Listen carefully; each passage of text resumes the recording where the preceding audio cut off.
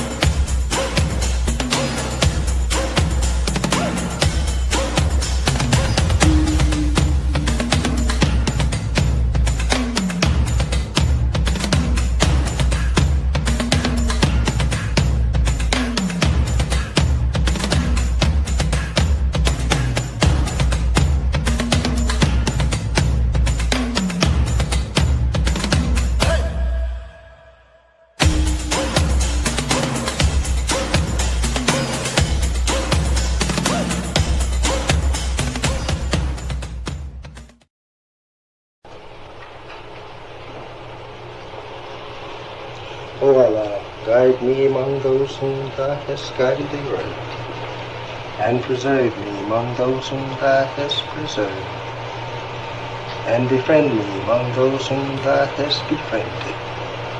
Bless me in whatsoever Thou dost grant me, and deliver me from the evil of what Thou hast judged. Surely Thou judgest, and none can judge against Thee, and he whom Thou befriendest is not disgraced. Blessed art Thou, O Lord, and exalted be Thee above what they set up besides Thee. I bear witness, nothing deserves to be served besides Thee, and I bear witness that Muhammad is Thy servant and apostle. Amen.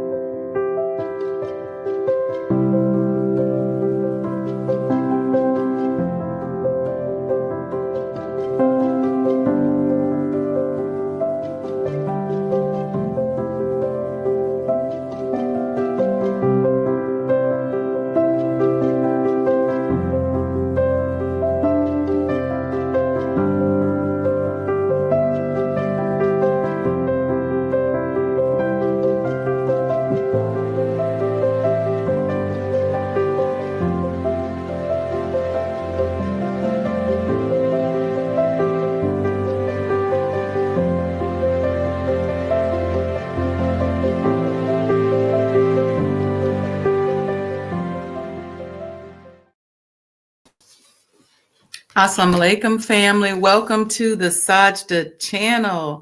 I hope everyone is doing well this morning. Um, Greetings, everyone. Brother Laman, I see you here. Wa alaikum salam. He says, good morning and happy Saturday. I see you dress code. She said, wa alaikum salam. Mom said, happy hot chocolate morning, everyone. Must be cold. I want to talk a little bit this morning from a chapter in the book entitled, in my new book, The Art and Science of Business, which you can get right here at this link. Okay, just go to artandscienceofbusiness.com. Make sure you join the mailing list. But this particular chapter is called Recognizing and Analyzing Risks. Okay, and I just want to expound upon this a little bit.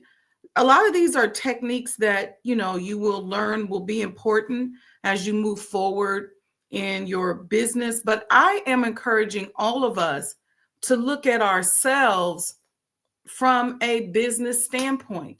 Don't reduce these techniques to just someone in the business world. Okay, so I begin the chapter with a quote from Simone Biles. She says, I'd rather regret the risks that didn't work out than the chances I didn't take at all. Okay.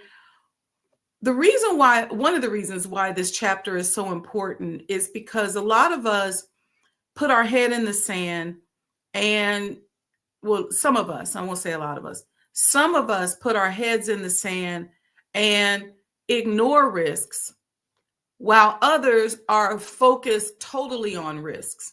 And so there has to be a balance to it. We have to remove some of the stigma from it. We have to remove some of the emotional charge from it so that not only can we analyze and recognize it, but we don't become worshipers of risks and live our life based upon risks either. Okay. So a lot of times, again, we always say on the show, when we become aware of something, when we start paying attention to something, it kind of helps to take down some of the charge on it. And why? Because we know that God does not put anything on us that we cannot handle. A lot of times the reason it becomes difficult is because we're resisting or because we're just not thinking our way through. If you have a problem, and it's something that you're dealing with 9 times out of 10, you have the solution and the ability to be able to solve that problem. If you jump in and decide to help someone with a problem, you were likely chosen or called to help that person with a problem, and you have the solution. But sometimes you can't get to the solution because you're so over-focused on the risks and what's going to happen, or you have your head in the sand and you're ignoring the risks. So what we're going to do today is we're going to reduce those risks down and put them in a manageable package so that we can begin to think more clearly as problem solvers. So let's begin. Good morning, Cynthia. Wa alaikum salam. I should say rise and shine, not good morning, but rise and shine. Here's the definition of a risk. A risk is the possibility of an event happening that could have negative or positive consequences. Most time we just think about negative risks. So that's why we go get insurance and all this other stuff. But something positive happening could be a risk as well. Like, let's say you get called on to like back in the day, the Oprah Winfrey show about a product that you're inventing and you don't have enough product. What's the risks of you going on the show and you don't have product? Well, you ruin the opportunity because maybe that engine was going to be enough to send all those customers your way and you don't have the ability to service them. That's a risk. And so risk assessment, risk evaluation, risk mitigation has to be discussed before you go on the show. So you got to think about it. Okay, we run out of product. Here's our plan. People are getting rain checks. We have alternative products. Whatever it is, that's still a risk. That can be a positive risk. Okay. It is a measure of the likelihood of an adverse outcome combined with the potential impact of that outcome. So you're measuring what could happen and the impact of it. And again, it says, as I interjected, while often associated with negative outcomes, some definitions also acknowledge that risks can include the potential for positive results or opportunities. Okay, so something positive. So not being prepared is also risky for you as well. I always tell my clients, make sure you have several ways in which somebody can pay you. Make it easy for them to pay you. Okay. A lot of people say, well, I don't like Cash App and Zelle and all of that, but you better get it, because you just might be in a situation where the person who wants to pay you something, that might be the only way they can pay. Make sure you have a mechanism where you can give them a link to pay by credit card. Have your scanner where they can even tap your phone. There's all kind of ways, but I'm using those few examples because sometimes we are blocked off from ways in which money can get to us. So make it easy for somebody to pay you. Don't tell somebody, well, in order to pick up your check, you got to go 5 miles away, knock on the door, see this person in the basement. When you get to the person in the basement, they're going to give you an address, and then you're going to go downtown, get on the elevator, park your car, get on the elevator, go up to the second floor, and then they're going to give you a check. But when they give you the check's not going to be in your name. So you got to bring the check back to me. Blah, blah, blah, blah. I see this all the time with entrepreneurs. So open up those avenues in which opportunity can come to you. Do you have your bio or resume handy?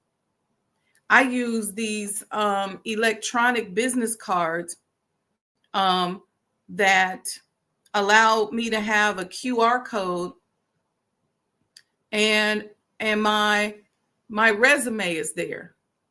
So the person can scan the QR code, and if I click share, a QR code will come up, and they will get things that they need on me, whether it's my consulting. And then I have one for the museum.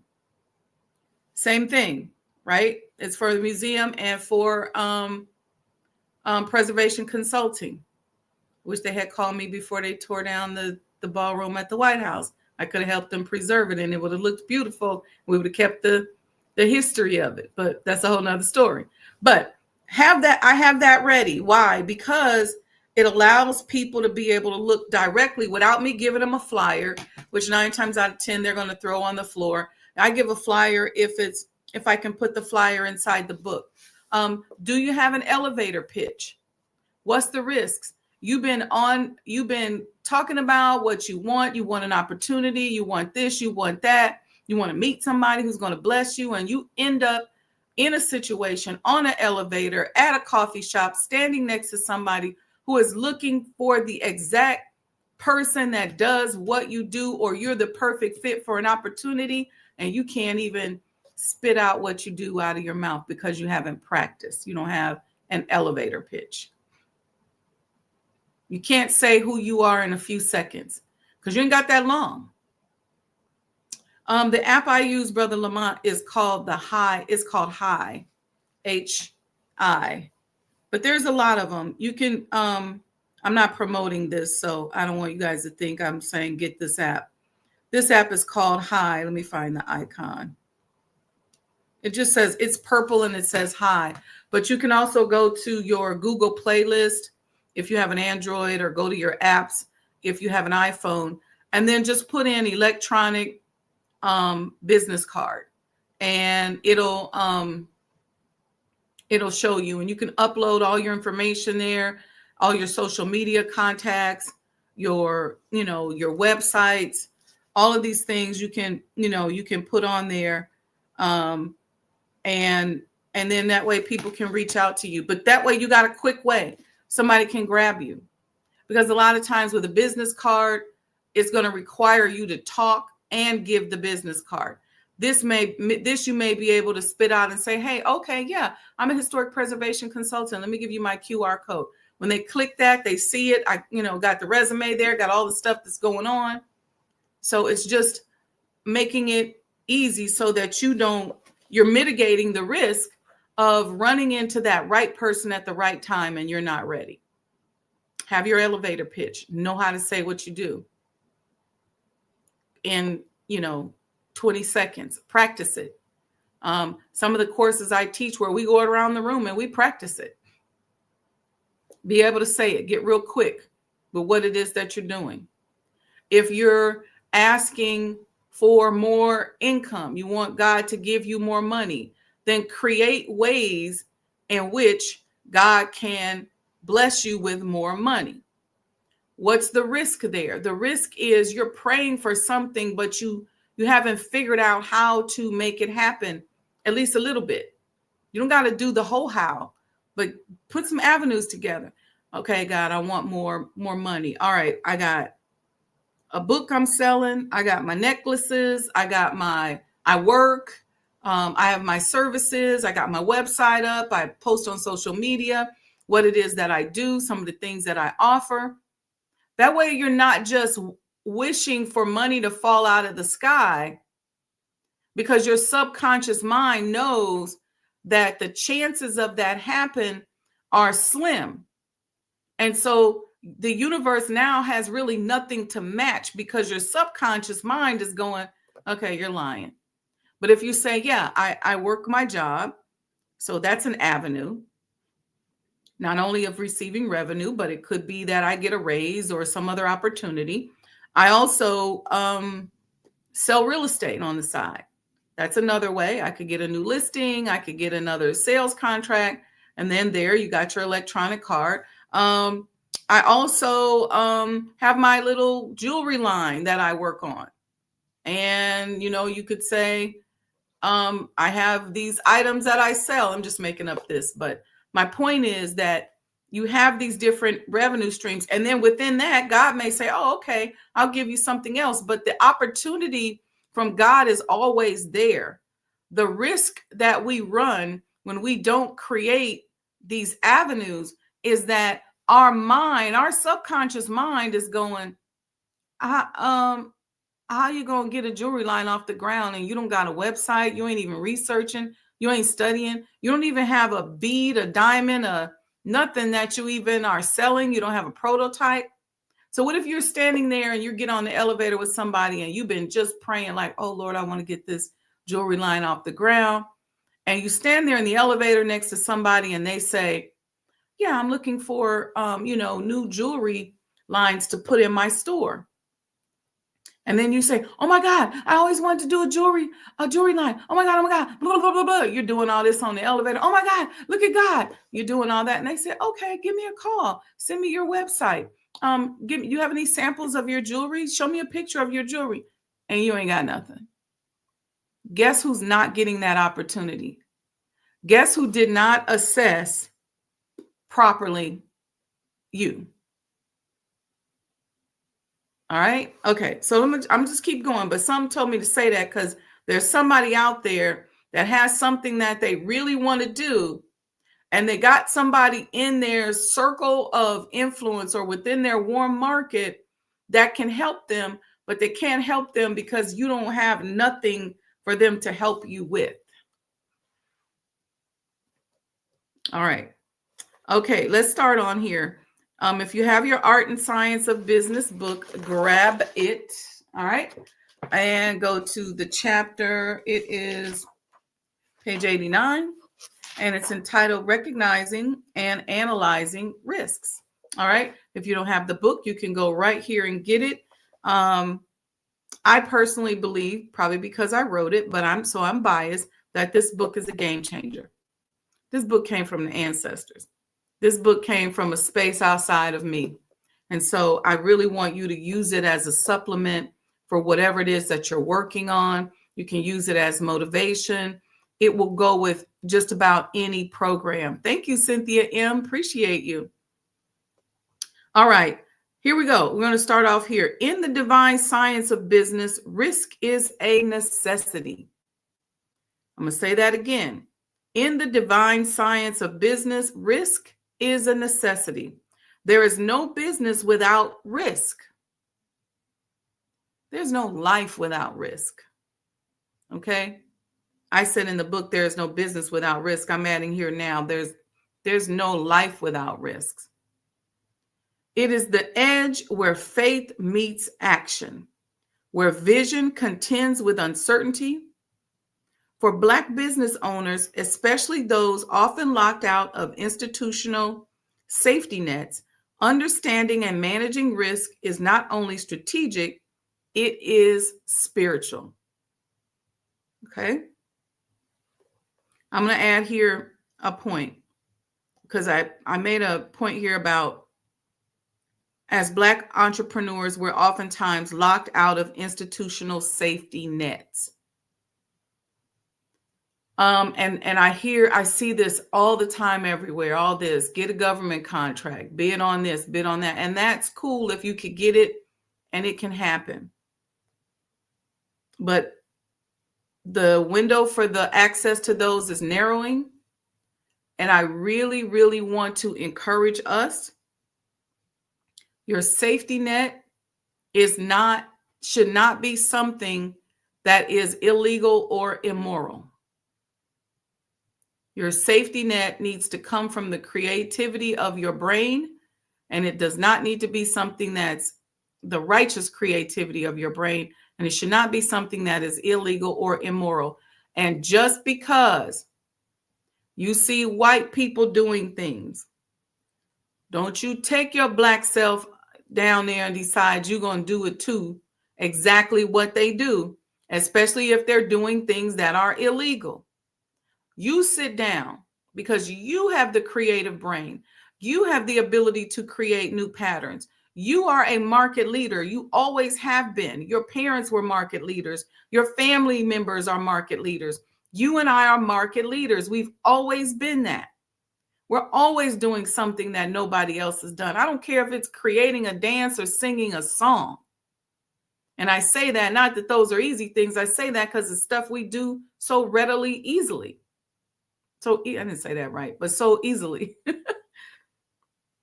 So if you feel like your back is up against the wall, figure out how to be creative to stay on a moral high ground and try not to be deviant in your behaviors.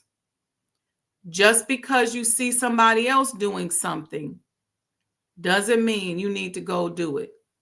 So if you're sitting here right now in high school or college and your homegirl says, well, I'm a stripper and I've been stripping to get money and I turn a few tricks every once in a while, don't do it. Don't go sell your soul because you've seen somebody else do it. Maybe it's something that's working out with them and their soul contract, but it may not work out for you. So what you got to do is sit down and get creative and go to the drawing board. You can make just as much money or more, or you could take care of whatever problems you have to take care of because you wouldn't have the problems if you didn't have the ability to solve them. That was somebody's word. Don't know why I need to inject that. So as the Honorable Minister Louis Farrakhan teaches, you cannot grow without risk. Faith without works is dead, and risk is the work of faith. I'm going to reread that quote from the minister again. You cannot grow without risk. Faith without works is dead, and risk is the work of faith. Risk, therefore, is not something that's the end of his quote, close quote. Risk, therefore, is not something to fear, but something to study, strategize around, and ultimately master.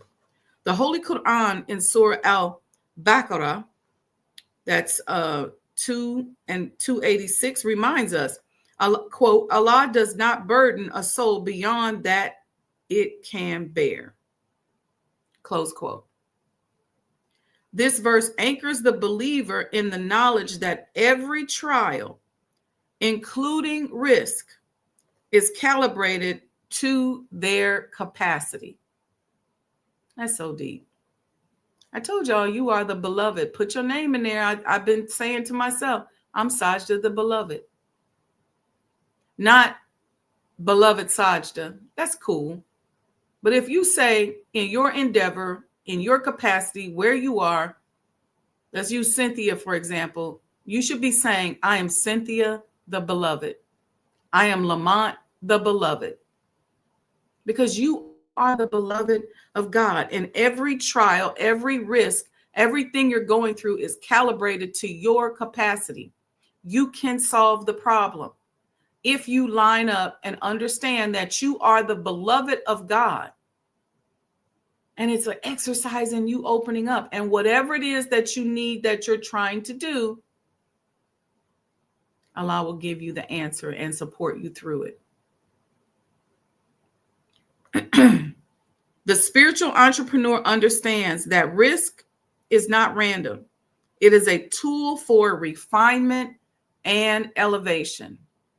So when you understand and start to analyze problems, potential problems, work through a risk program, it's really just helping you to refine your alignment.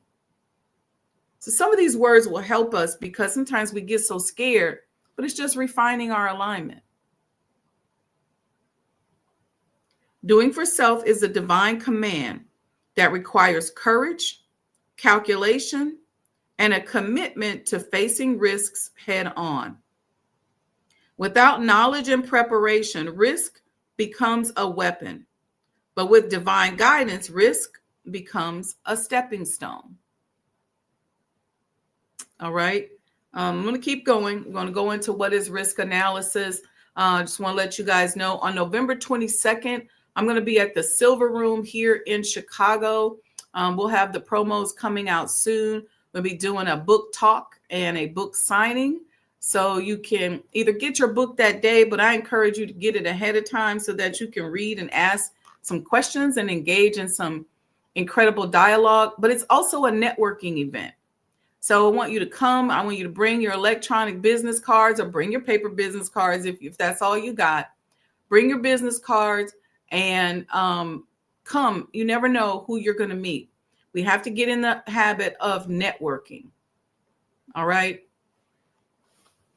Okay. Because 9 times out of 10, whatever you got in your heart that you want to do, God is trying to send that person to you. And it just might be at that art and science of business event where you meet that person or those potential business partners or that manufacturer or maybe the love of your life. You just never know. Okay. All right. So let's talk about what is risk analysis. Risk analysis is the process of identifying, evaluating, and prioritizing risks that could potentially impact the operations, finances, and sustainability of a business. It allows entrepreneurs to proactively prepare for adverse events and build resilient organizations. Okay, we got about 30 minutes. I may have time to get through the 7 different type of risks in business. And if you're not in business, I want you to think about this. No, I won't say that. If you're in business and or if you are not in business, I want you to still consider that these risks apply to you as well. And then we should have time. This is what I really wanted to talk about is our risk tolerance. Let me do this first. Let me do evaluating your risk tolerance first, because some people get mixed up and we get real judgy because we have different levels of risk tolerance. Okay. Some of us are very conservative in business. I think I'm relatively conservative when it comes to the actions of business, but I'm not conservative when it comes to choosing projects. So my project selection process, that's a whole nother conversation, is probably riskier than the methodology that I use. Okay. So here I say evaluating your risk tolerance requires honest reflection on both your financial capacity and your emotional resilience. Some people are very risk tolerant when it comes to money. Some people are conservative. Some people are gamblers. I'm not a gambler, so I'm very conservative there. So I'm not a gambler in that I won't go to the casino or to someplace and place a big bet and hope my money's going to come back. But some people have that level of risk tolerance. They can stomach it. So you have to know what you can stomach before you start evaluating your risks. And anybody helping you should help you analyze that, because you may be different from somebody else. Again, this is about customizing these techniques, these tools, these things to who we are. Okay. How much uncertainty can I withstand without compromising my vision or stability? So some of us, certain levels of uncertainty are so uncomfortable for us that they create so much stress, and they raise our cortisol levels so high that we just can't even think straight. Now, some of that can be brought down through analysis, through conversation, through kind of reframing the situation. But some of it is just that you just aren't that risk tolerant. Okay. Risk tolerance is not about avoiding danger altogether. Okay. So let's keep that in mind. Being risk tolerant is not about avoiding the danger altogether. It's about recognizing your thresholds, planning accordingly, okay, and positioning yourself to grow without collapsing under pressure. The clearer you are about your limits, the more confidently you can make decisions that balance bold ambition and sustainable security. I was just thinking of something as I was reading that. Let me give that thought layer, but let me read that again. The clearer you are about your limits, so the more you understand, what is my limit? This is as far as I can go. Some of us are not that risk tolerant in our relationships, our interpersonal relationships. Some of us, when it comes to men, are just not that risk tolerant. So for me, I know my threshold. And once I commit and I decide that, okay, I can stomach this risk, because all relationships are risk. If I decide, okay, I can stomach this risk with this person, and they can stomach my risk, they can pick up my baggage and I can pick up theirs, then I'm the kind of person I'm all in. And it's YOLO, it's no holds barred, I got your back. But there are certain things up front that I know I can't stomach, and so I don't even try. I'm not even going to be able to handle it. So the clearer you are about your limits, the more confidently you can make decisions that balance bold ambition with sustainable security. Here's the things we should consider. Our emotional risk tolerance. How much can your emotions handle at the moment? This doesn't mean that you're weak. This doesn't mean that you got mental problems, but what can you handle? What can you tolerate? You may have, I know a lot of times I have so much going on in my life that it's just certain things at this moment right now I can't emotionally tolerate. So I'm not going to deal with it. But there are times when maybe you don't have that much going on and you say, you know what? I got the bandwidth to help you with that. It just depends. Are you easily shaken by uncertainty, or are there certain types of uncertainty that shake you more than others? I'll give you an example. I have a lot of nieces, nephews, and, godchildren, and just people that I know. And I don't have any children, so I'm always going, okay, that's my niece. But I'm not a person that lets a lot of them stay with me. And it's because I can't stomach you coming in at 2:00 in the morning. I can't be laying in my bed and I hear you coming in and out at 1, 2:00 in the morning. That's an uncertainty for me that makes me uncomfortable. I can't come home and you got all your friends hanging out in my house or you got your stuff all over my Italian furniture and tables and stuff. So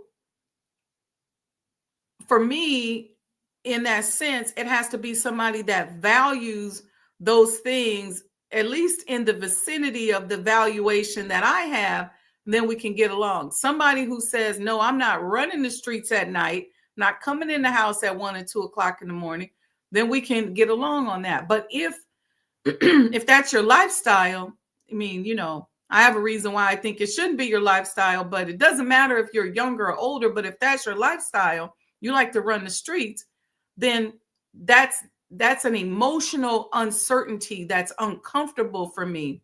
And it would make it difficult for me to have you staying with me or for us to be together. I'm just using that as an example. Let me know in the chat if y'all getting this.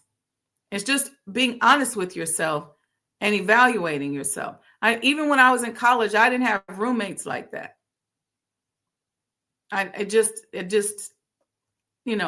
think sometimes I'm a little slower, okay, than a lot of people when it comes to that kind of stuff. But here's another thing. I don't eat pork. Y'all know why I don't eat pork. I don't eat seafood because I'm allergic to seafood. But if you say, well, you know what? I'm going to stay with you, but I cook pork every once in a while. Or I'm always frying fish. And I got shrimp this and that. And I'm getting the juices from the pork and the seafood all on the refrigerator and inside and into stuff. We can't, I know you, but you can't stay with me. I'm just using that as an example. I'm not making this about that, but I want you to understand those are risks. What is the risk? The risk is that I'm going to get so upset with you and I'm not going to want you to be there no more. And you're not in a position for me to get upset and kick you out because you cooking pork or you frying fish and I can't be in my own house, or I can't eat things in my own house because you done touched the bottle of olive oil with the fish grease. Yeah, dress code said interfering with your peaceful flow. So I have a peaceful flow that I need. And that's a big one for me. So anyway, let's keep going here. Emotional risk tolerance, we covered that one. Financial buffer. Can your business survive 3 to 6 months of zero income? Okay, that's a challenging one, especially today. Okay, it's nice to be able to keep a certain amount of reserves so that you can make it. But a lot of businesses are not in that position today. That's why I'm telling us, support Black businesses. You'd be surprised that 4 or 5 of y'all going to dinner at your favorite Black restaurant on a Friday can help them make payroll. Go Thursday, then they don't have to stress out on Friday because they already got the money. You understand what I'm saying? Crisis experience. Have you weathered personal or business emergencies before? This is where experience and age can come in and really help you. A lot of times when you're younger, you think you know it. You think you got it. You know all based on the capacity of your experiences, but you don't know everything. And it's interesting because then when you're talking, you don't know that other people are looking at you like, you don't even know what you're talking about. Because have you weathered certain emergencies before? What have you gone through? And this is why, if you've weathered certain emergencies before, or if you're helping someone weather an emergency that maybe they can't handle, maybe they really need help with, you have to understand that if you were built for this, help that person in the capacity in which you were built. Don't make fun of them because they haven't weathered that emergency before, or they don't know, and don't hold it against them. They got to hear about it 20 years from now, or you holding it over their head and now you looking down on them because you had to help them weather something. No. Crisis experience. What is your crisis experience? And your crisis experience may be an asset for you, not just for you to hold on to, but for you to help someone to get through. So maybe they don't have to go through the crisis that you made it through as harshly as you did. So your crisis emergency or your crisis experience can be an asset in your business, in your family, and to other people. Then consider your spiritual anchoring when you're analyzing risk. Do you make decisions from fear or faith? And as the Honorable Minister Louis Farrakhan stated, quote, what you fear will control you, close quote. So when we're deciding and making a decision and we're saying, what is the risk? We want to consider our emotional risk tolerance. We want to consider our financial buffer, like financially, how could this potentially impact me and can I handle it? What is my experience with these types of crises? And what does my experience tell me? And if I don't have experience, is there somebody that I can go to help me through that crisis experience? And what is my spiritual anchoring or the principles, the spiritual principles that I live by? What are they guiding me to do? Okay. It's just simple. We have people that come and they want to rent. They say, oh, I'd love to rent the Honorable Elijah Muhammad house, but I'm going to have this party and I got a Hennessy sponsor. My spiritual anchoring is like, no, it's no alcohol here. This is a sacred ground. Part of our problem as a people is that we got to learn how to have fun and learn how to do things that don't necessarily involve alcohol. That's a whole nother story, right? All right. Let me go back, and I'm going to go back here to where we talked about types of risks in business, because I wanted to cover that. You have a strategic risk, okay? Launching a product without market validation or pivoting without long-term forecasting.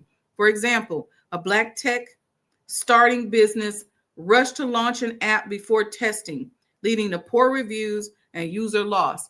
I told you guys about some of my strategic mistakes or strategic risk that I did not mitigate in previous shows. Okay, when it came to business, these are things that you learn. You don't oftentimes learn it, but if you're young and starting out in business, you got to learn how to listen to somebody that has weathered that storm.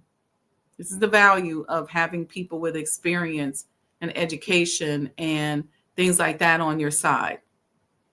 Just age. So strategic risks. Then there's financial risks, cash flow disruptions, limited credit, and being over leveraged. According to JP Morgan Chase, 29% of small Black-owned businesses face challenges accessing emergency capital compared to 10% of white-owned firms. This is important because I know we're running out of time, but when you have a competitor, and let's say the competitor happens to be of another race, and you've invented a product or a service, okay, that is competing with theirs. A lot of times they use this type of data and statistics in order to know how to develop a strategy. So if 29% of small Black-owned businesses face challenges accessing emergency capital compared to 10% of white-owned firms, they would use that to say, okay, if that person is potentially in that 29%, if I can create an emergency related to some aspect of their company, I could potentially put them out of business because only 29% of them have access to emergency capital sources. So they will do things to create a trauma in your business, something that's going to require a cash outlay. It could be something as simple as sending somebody over to you to get a job to be messy or to start stealing from your inventory. So you have inventory shortages. Next thing you know, you got an inventory shortage. You don't necessarily have the cash to go and recover. Or by the time you're waiting on the insurance company to reimburse you, it could be a problem. I'll tell you something that we learned about this in healthcare. Medicare sometimes can take up to 90 days to pay you. So you see a patient in January, you may not get your money till March or April. Okay, unlike commercial insurance, which sometimes can be 15 to 45 days. So if you see a patient in January, by the end of the month, you may have your money. But with Medicare, it might not be till the end of March or maybe off into April. So what the competitors would do is they would flood us with referrals that are Medicare and Medicaid patients. Now, on the surface, you may say that's good. They sending y'all patients. But that creates a cash flow issue. Because now we are expending payroll. We've been overflowed by these patients. We're spending more money in payroll, more resources. We got to service all these patients, but we're not going to get paid for it until 90 days down the line. So there has to be some emergency cash flow in between, because you got to buy inventory. You got all this stuff you got to do. You got to pay payroll. All these expenses don't go away. In fact, they increase because you're servicing more patients. So that sometimes we could tell is a tactic. We wouldn't get a lot of referrals from commercial patients. But when we started going around and saying to, hey, refer, we're subsurgical specialists, this is what we do, they start flooding us with just the Medicare, Medicaid patients. The other risk with that is Medicare, Medicaid pays less in reimbursement than commercial carriers do. So now, not only are we getting our money slower, but we're getting less money slower. So to mitigate that, I started doing presentations at insurance companies, telling them what we offer and telling them how we can help them service their customers in a more speedy manner. We have more success at timely diagnosis. We can get them in and out.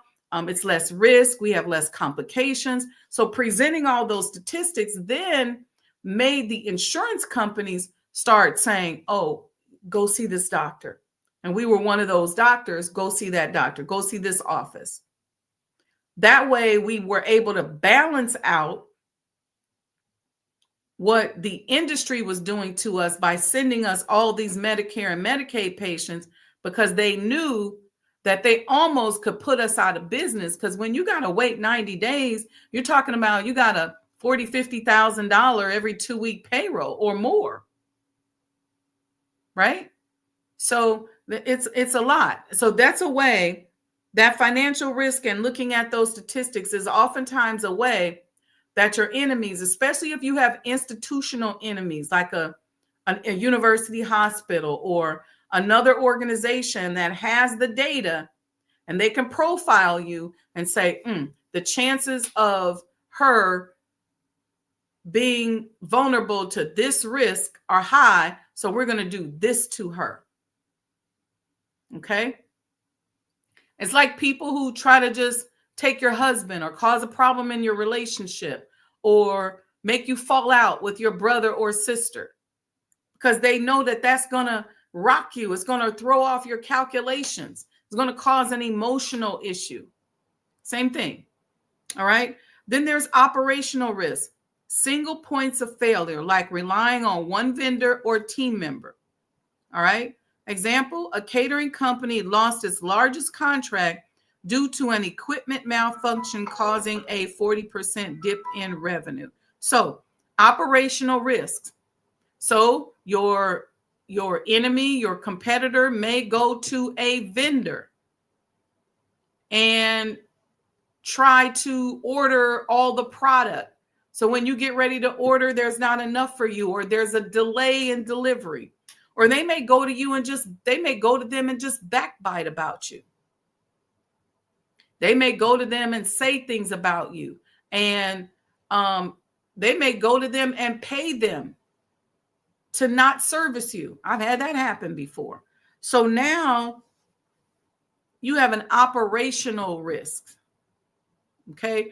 That's why when you are selecting vendors, if there's a product or service that is critical to the ongoing concern of your business, make sure you have a couple options. Okay. Make sure you have a couple options. I know I can get it from this place, might be a little cheaper, but if they act up or they run out, then I can go over here and get it. Okay. Next, compliance and legal risk. Operating without proper documentation or licenses. Okay. Make sure you have the proper documentation and licenses. I think that's pretty simple. Reputational risk. Social media backlash or poor customer service. For example, a viral video of mistreatment at a cafe led to a 60% decline in foot traffic in 1 week.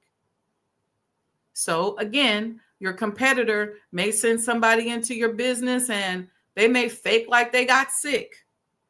They may start saying some negative things about your business. There are companies out here that literally pay people to put negative things out on social media about another person. They do it in the pop culture industry all the time. You can join programs, sometimes with the labels, sometimes with PR firms, where let's say you're Beyonce and Rihanna or some of these other rap battles. You can start a rumor about Beyonce that could be beneficial to Rihanna just by having that team of people put this false narrative out on social media. And it could impact sales.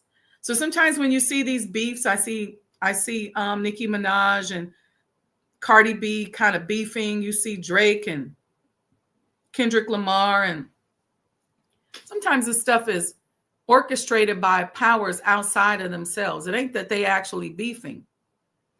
I see people all the time. They go on shows like The Breakfast Club or some of these other podcasts, and they say, I don't even know where that came from. I just know all of a sudden we didn't like each other, like the Brandy and Monica beef back in the day. That stuff is orchestrated. Whitney against Mariah. I talk about that in the book. So we got to be smarter than that. Okay. That's really, they do that oftentimes so that they can make sales and you may not have nothing to do with it. All right. Environmental risks, hurricanes, floods, and fires. According to the National Bureau of Economic Research, minority communities are more vulnerable to climate risk. We've had people on the show that have talked about environmental issues like mold. I call environmental issues things like this. Let's say you have a business on the street, and then all of a sudden they start fixing the street right in front of your store. And they got the scaffolding up in front of your store. People can't see your sign. They can't get to your door. They can't park. That's a risk to your environment. That's a business disruption risk. And there are some cases where you can even file an insurance claim for that. You can't get there. You got to put a sign on the scaffolding and say, we're still open. Nobody can park. The street's all tore up. Can't get down there, or they close the street. Some of that's intentional sometimes. But the city should recognize that the work that they're doing impacts those particular businesses in the area and help to give you some kind of break. You can even reach out to your city or your municipality and say, hey, y'all been out here for 6 months, 3 months, however much, with the street blocked, with the scaffolding up. People can't get to my door without going under the scaffolding. How many of you have seen this before? Let me know in the chat.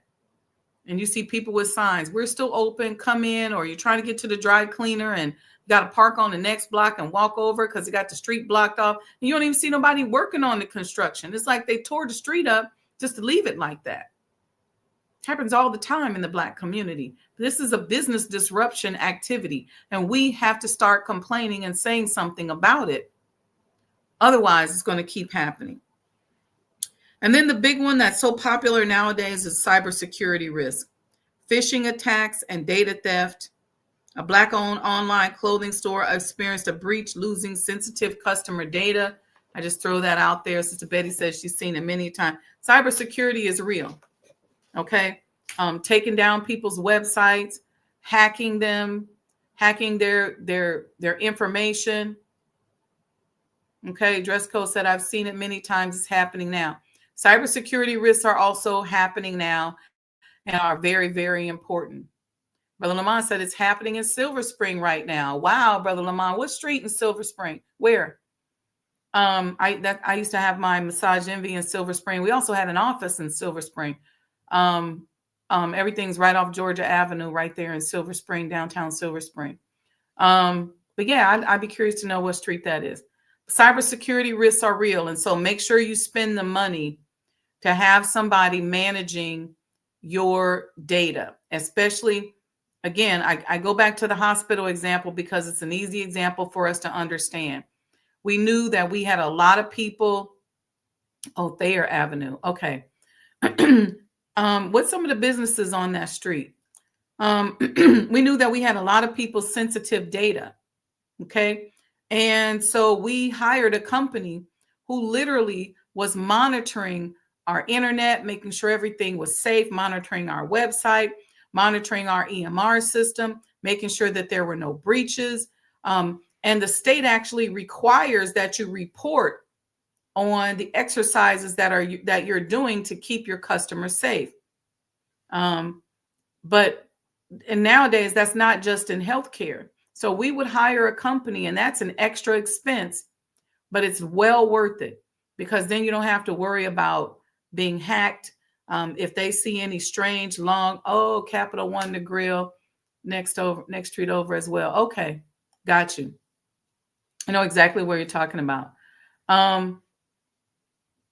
Then we don't have to worry about people losing their data because they logged into our site or went into one of our portals. But that's a very important, but it's also an additional expense. So look into that. Make sure you hire somebody that. And I would say it's okay to have a third party doing this.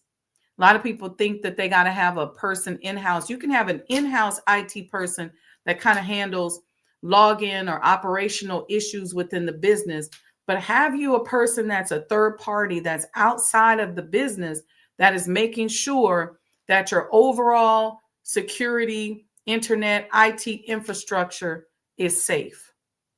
Okay. And make sure it's somebody that's reputable, because a lot of people say they do this stuff and they really don't. They just say they do because it sounds good. That's real too. And then make sure that your person that you have internally, this is so critical, that they know how to look at what the third party is doing and making sure that they're not creating a breach, that they're not sitting up making themselves the managers of your accounts with your internet server and all of this stuff. And then now all of a sudden you can't even access your own stuff. That's a whole thing. But the cybersecurity risk is very, very real. And especially nowadays where, we got credit card services that we're using. It's very important that we keep and maintain our own customer databases. Okay. That way, if, whatever service you're using, if you fall out with them, you still got the data and you can still communicate with your customers. That's important as well. Okay. So let me know in the chat if this discussion on risk analysis and risk awareness was helpful to you. If you got anything out of it, I appreciate it. Grab the book, artandscienceofbusiness.com. Join the mailing list so that we can continue. And if you already got the book and you went straight to Amazon, but you didn't join the mailing list, go here, join the mailing list. If you say, I don't got the money right now to get the book, but I want to join the mailing list, go here anyway and join the mailing list. And hopefully you will become a vibrational match very soon and have the $35 to be able to go and grab the book. Okay. All right, family. I will keep you all posted. Stay close to me on social media because I'm going to be posting some flyers and stuff this week. for some upcoming events and speaking engagements. You got to get out the house and attend. All right. We've got a theatrical fundraiser that we're working on at the Elijah Muhammad House Museum. Go to ElijahMuhammadHouse.com. Make sure that you check that out. If you can't attend in person, you can attend virtually. So it's something we're working on there as well. But stay close. All right, stay close. Sister Monica says, Assalamu alaikum. Great morning, Biz and life nuggets. All right. Praise be to Allah, family. Love you all. Happy Saturday. Remember, everything you're going through, it's not personal, it's vibrational. Brother Lamont says, enjoy your weekend. And that is a beautiful jacket. Thank you, Brother Lamont. Appreciate it. All right. Anything else, you guys? Dress code says, yes, that's very helpful. Any quick comments or anything before I go? Comments about the book, comments about Elijah Muhammad House. Got some consulting. Appreciate you, sis. That's Sister Betty Sartor right there. Thank you. Thank you. Comments, concerns, going once, going twice. Okay. Make sure you like and subscribe. If you're not already liked and subscribed to this page, make sure you like and subscribe. We saw somebody earlier go ahead and become a member to the page. That was Cynthia M. Hit that super chat. You can do that. You can support Cash App. Thank you, Sister Alicia Ikram. She supported yesterday. She gave a $25 support donation. We appreciate that. We don't get that many of those, so I try to shout you out when we do get it. So you can always Cash App. If you say, you know what, I got a couple dollars, let me Cash App the movement. Ida Muhammad says, greetings. Assalamu alaikum, sis. You can say, I'll support the movement. Just go to Cash App, Sajdah Enterprises, and support. You can Zelle us.